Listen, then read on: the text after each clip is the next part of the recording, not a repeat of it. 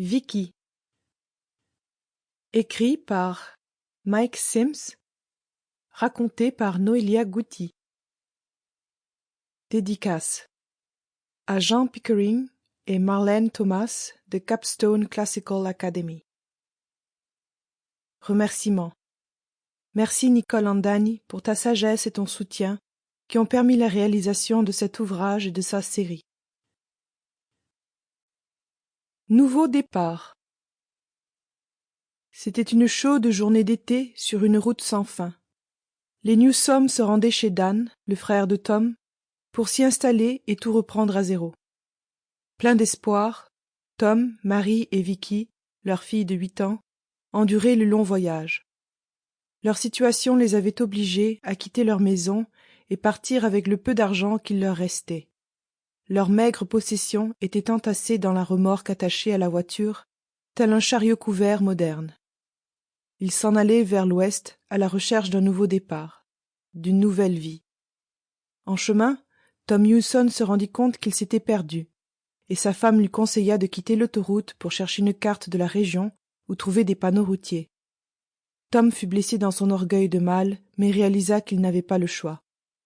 Ils quittèrent l'autoroute, se retrouvèrent sur une route solitaire, puis atteignirent un carrefour et une station-service délabrée. Tom s'arrêta à la pompe à essence et le gérant se dirigea vers la voiture. « Comment ça va ?» demanda-t-il. « Salut, » répondit Tom. « Connaissez-vous le chemin pour nous rendre à Hamdale ? Je sais que nous ne sommes pas loin, mais je ne suis pas sûr de la direction à prendre. » Prenez la route à droite, suivez-la jusqu'à Sands, puis tournez à gauche sur la 88. Elle vous emmènera directement à Hamdale, dit l'homme. « Merci. » Le gérant porta son regard sur la jeune fille à l'arrière du véhicule. « Salut, toi. Comment t'appelles-tu » Timide, l'enfant rougit, détournant le regard. Sa mère l'encouragea. « Vicky, réponds au gentil monsieur. »« Vicky, un joli prénom pour une jolie fille. Tu sais, je pense que tu deviendras quelqu'un de très important quand tu seras adulte, » fit-il. Vicky regarda l'homme qui lui rendit attentivement son regard, puis continua. « Oui, en effet, tu auras une très grande influence sur beaucoup de gens. » Un silence s'installa, uniquement perturbé par le souffle du vent du désert. Marie regarda le gérant, puis Vicky, et se tourna vers Tom. « Chérie, nous devrions nous mettre en route, tu ne crois pas ?» Puis, se tournant vers l'homme, « Merci pour les instructions, monsieur. » Le gérant porta lentement son regard sur les parents. « Pas de quoi, madame. Faites bonne route. » Puis recula alors que la voiture des Newsome démarrait. Vicky regarda l'homme qui hochait la tête dans sa direction. Surprise et intriguée, car il ne les quittait pas du regard alors qu'ils s'éloignaient, elle se retourna pour le voir le plus longtemps possible. « Maman, qui est cet homme ?»« Simplement le gérant de la station-service. J'ai l'impression de l'avoir déjà vu.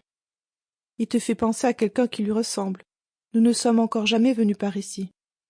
Qu'est-ce qu'il me disait ? Je pense qu'il essayait d'être gentil avec toi. » Tom les interrompit. « Taisez-vous un peu, j'essaie de me concentrer sur la route et je n'ai pas besoin de vos bavardages. » Un silence s'installa un moment, puis Marie demanda. « Chérie, est-ce que tu veux que j'allume la radio ? » « Si ça te fait fermer ton clapet. »« Tu dois vraiment me parler comme ça ? » « Écoute, je me bats pour survivre et nous nourrir, et c'est un peu difficile lorsque des emmerdeuses comme vous ne me laissent pas tranquille. Tom, dois-tu utiliser un tel langage devant notre enfant ? Tu m'as provoqué. J'ai hâte d'arriver chez mon frère et de me couler une bière. S'il te plaît, Tom, dois-tu vraiment boire ? N'en avons-nous pas déjà assez subi les conséquences ? C'est vous qui me poussez à boire, c'est la raison pour laquelle j'ai été viré et qu'on a perdu la maison. Ne me tiens pas responsable de cela, et encore moins ta fille.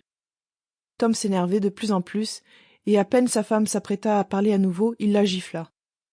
Marie gémit, se frotta la joue et tourna lentement le regard vers la fenêtre. Vicky ne bougea pas, la bouche ouverte et les larmes aux yeux. Elle savait qu'elle ne devait pas pleurer, qu'elle ne devait rien dire, sinon la colère de son père allait se retourner contre elle. Malgré son jeune âge, elle ressentait la douleur de sa mère. Telle une invisible connexion énergétique, un lien émotionnel les unissait, un courant d'empathie qui passait de l'une à l'autre. Le silence s'installa et les heures passèrent. L'air était saturé de l'énergie de Tom Sample complete. Ready to continue?